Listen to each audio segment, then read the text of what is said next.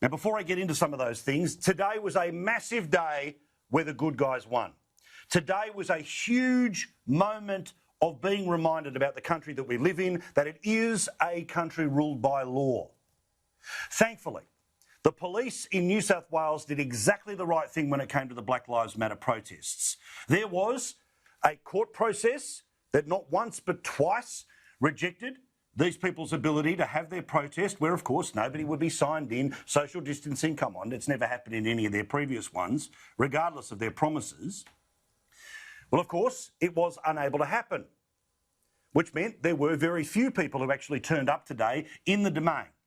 But even the very people who had said, F you to the courts, bugger the rule of law, bugger the decision not once but twice, but they were goading the police into a confrontation.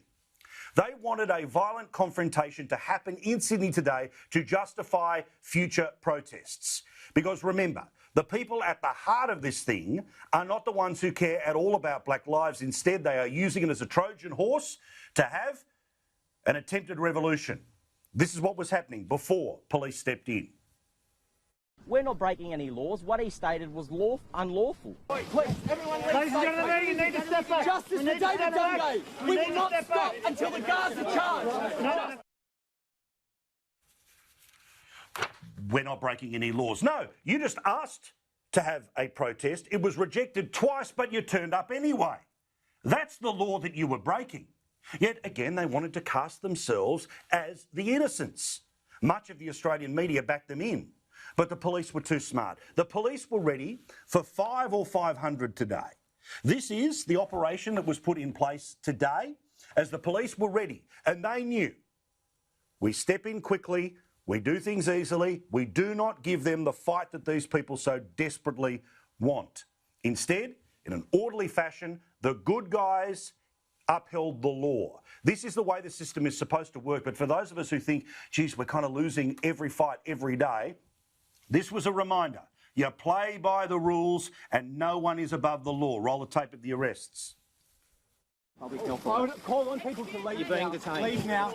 Leave now. Don't come near me. Don't come near me. Leave the domain. Tell the people to cancel the rally. Leave the domain. Don't come near me.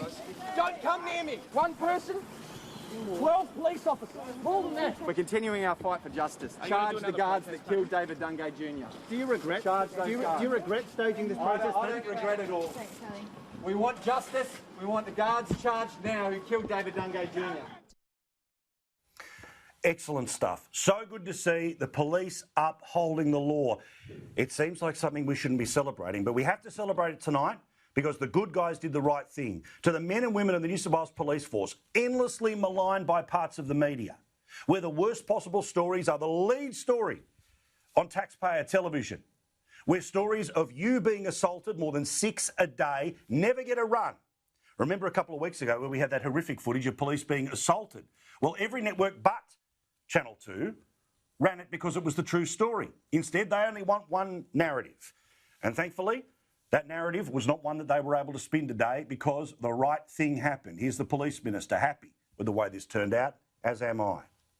Community took heed of the police and the Supreme Court and the advice from the Premier and indeed the health authorities to say that this wasn't a smart thing to do, and I'm thrilled that so few people decided to push the envelope. Unfortunately, it did result in 6 infringement notices, 5 for breach of the health order and 1 for offensive language. But I think what we need to do is remind ourselves that we have to continue to be disciplined if we want to avoid the situation that we've seen in Melbourne.